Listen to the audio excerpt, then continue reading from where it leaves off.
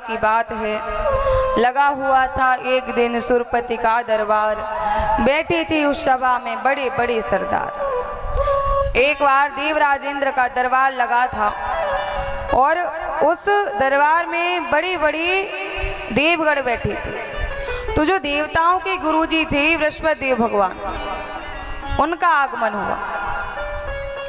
लेकिन इंद्र ने अपने गुरुजी को देख करके अनदेखा कर दिया। गुरुजी को देख करके अनदेखा कर दिया। जैसे ही अनदेखा किया तो गुरुजी समझ गए कि इंद्र मेरा अपमान कर रहा है। अपमान चिल्ला के नहीं किया जाता है। अपमान किसी को बेइज्जत चिल्ला के नहीं किया जाता है। कभी कभी शांत रहना भी किसी के लिए अपमान हो जाता है। गुरुजी समझ गए कि इंद्र अपमान कर रहा है, तो गुरुजी वहां से अंतर ध्यान हो गई और देवताओं के सर से अपना हाथ उठा दिया। और उन्हीं दिनों की बात है कि श्री दुर्वासा ऋषि नारायण भगवान का दर्शन करके जा रहे थे, तो रास्ते में इंद्र ऐरावत हाथी पे सवार होके आ रहा था। इंद्र ने दुर्वासा ऋषि को प्रणाम किया, तो दुर्वासा ऋषि को नारायण भगवान ने माला पहना के सम्मान किया था। तो दुर्वासा ऋषि ने उसी माला को उतारा और इंद्र के गले में डाल दिया और आगे बढ़ गए। जैसे ही आगे बढ़ी तो इंद्र ने सोचा पता नहीं बाबा को किसने माला दे दी और बाबा ने मेरे गले में लाकर डाल दी। इंद्र ने वो माला उतारी और हाथी के सूंड में लटका दी और हाथी तो जानवर ठहरा। हाथी ने वो माला ली और खुरों तले माला को कुचल दिया। दुर्वासा ऋषि आगे बढ़ ही पाए थे। दुर्वासा ने सोचा जरा देखते तो हैं कि इंद्र के गले में माला कैसी लगती है। तो जैसे ही पीछे मुड़ के देखा तो वो माला तो हाथी के पैरों में थी। ये देख करके दुर्वासा ऋषि को बहुत क्रोध आया और दुर्वासा ऋषि ने सारे देवताओं को शाप दे दिया। कहा कि सारे के सारे देव शक्तिहीन हो जाएंगे, इनके अंदर शक्ति नहीं बचेगी। ये बात पता चली दैत्य गुरु शुक्राचार्य जी को। शुक्राचार्य ने अपने सारे दैत्यों को, सारे दैत्य शिष्यों को आदेश दिया कि जाओ स्वर्ग पर आक्रमण करो, विजय तुम्हारी होगी। सारे दैत्यों ने स्वर्ग पर आक्रमण कर दिया। परिणाम ये हुआ कि स्वर्ग पर देवताओं की जगह दैत्यों का आधिपत्य हो गया। देवता दर बदर भटकने लगे। सारे देवता विष्णु भगवान के पास आए, प्रभु आप ही कुछ कर सकते हैं, बताइए कुछ करिए। विष्णु भगवान ने कहा कि आप पहले समुद्र मंथन करिए, क्योंकि जब समुद्र मंथन होगा तो समुद्र से अमृत निकलेगा। उस अमृत का पहले पान करिए, तभी आप दैत्यों से युद्ध कर सकते हैं। उससे पहले आप युद्ध नहीं कर पाएंगे। और मैं भी क्या करूँगा, मैं भी आपके लिए क्या ही कर सकता हूँ। जब तक आप अपने लिए आगे नहीं बढ़ोगे तब तक हम कहाँ तक आपके लिए आगे बढ़ेंगे। देवताओं ने कहा प्रभु मेरे अंदर शक्ति नहीं है, मैं कैसे समुद्र मंथन कर पाऊंगा। तो भगवान ने कहा कि आप सारे दैत्यों के पास जाओ और दैत्यों से कहना कि भैया हम और आप समुद्र मंथन करेंगे और जो अमृत निकलेगा वो हम दोनों मिलकर के पिएंगे। तो दैत्य तैयार हो जाएंगे और देवताओं ने ऐसा ही किया। देवता आगे बढ़े, दैत्यों के पास पहुंचे और दूर से ही प्रणाम किया दैत्यों को।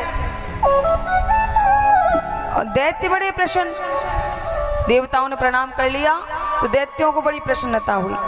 जो दैत्य बुद्धि के लोग होते हैं ना, उनको अगर आप थोड़ा सा सम्मान दोगे ना, वो बहुत खुश हो जाते हैं।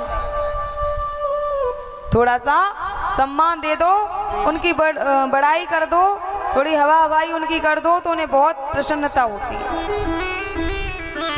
जैसे ही देवताओं ने दैत्यों को प्रणाम किया, दैत्य बड़े प्रसन्न। दैत्यों ने पूछा कि आपका कैसे आना हुआ? तो देवता कहते हैं कि देखो भैया, भले ही हम एक दूसरे के दुश्मन हैं, लेकिन है तो भाई भाई, है तो भाई भाई। अगर आप में से कोई मरता है तो हमको बुरा लगता है, और हम में से कोई मरता होगा तो आपको भी जरूर बुरा लगता होगा। बोले लगता है। तो कहा मेरे पास एक उपाय है। बोले क्या? कहा कि अपन मिलकर के समुद्र मंथन करते हैं। क्या करते हैं?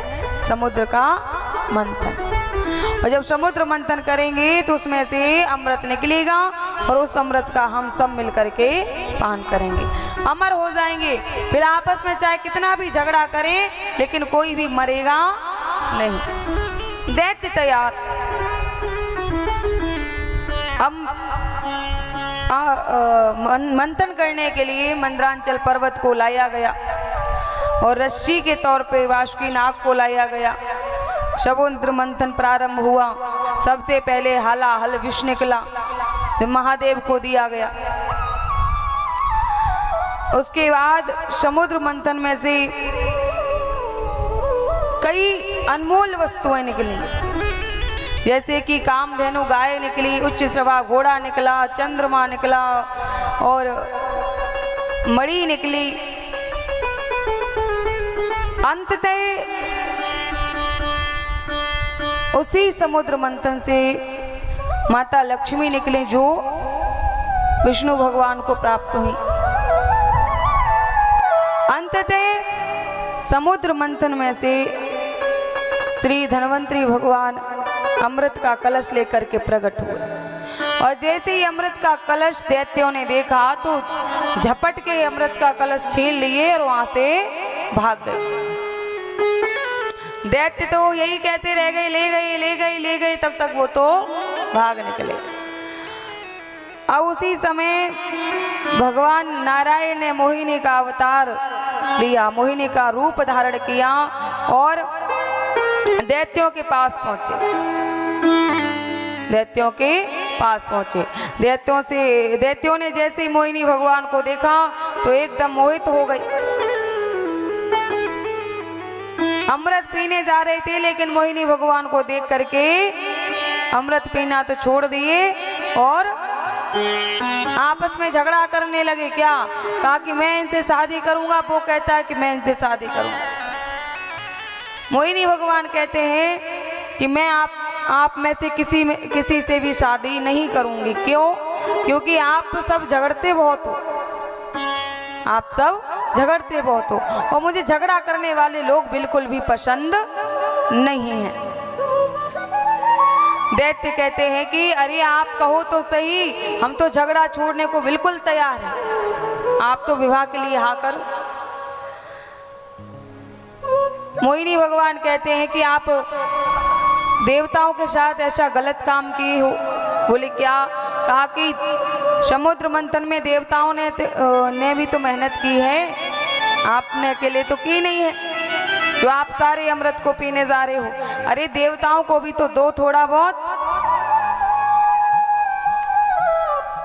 अब दैत्य कहते हैं कि आप जो कहेंगे हम वही करेंगे। तो मोहिनी भगवान कहते हैं कि दैत्य एक लाइन में बैठ जाएं और देवता एक लाइन में बैठ जाएं, दोनों को अमृत पिलाया जाएगा। एक तरफ एक पंक्ति में देवता बैठे हैं, दूसरी में दैत्य, और मोहिनी भगवान ने देवताओं की तरफ से अमृत पिलाना प्रारंभ किया। इधर दैत्यों की पंक्ति में राहु नाम का दैत्य बैठा था, जिसको लगा कि मुझे लगता है कुछ गड़बड़ हो रहा है। तो वो एकदम से वेश बदला और आकर के देवताओं की पंक्ति में बैठ गया। भगवान समझ तो गए ये राहु है, लेकिन अगर राहु को अमृत नहीं पिलाएंगे तो दैत्य भड़क जाएंगे। दैत्य कहेंगे कि आप तो एक समान सबके साथ करने जा रहे हो, फिर आप इसको अमृत क्यों नहीं पिला रहे। भगवान ने राहु को भी अमृत दिया। इधर सूर्य और चंद्रमा ने भगवान से इशारा किया कि प्रभु ये देवता नहीं है, ये दैत्य है, ये देव नहीं, ये दैत्य है। उसी समय सुदर्शन चक्र आगे बढ़ा और राहु का सर काट दिया। जैसे ही सर काटा तो दूसरा सर उगाया, दूसरा सर उगाया। क्यों? क्योंकि राहु अमृत पी चुका था। अब ये दो हो गए, राहु और केतु।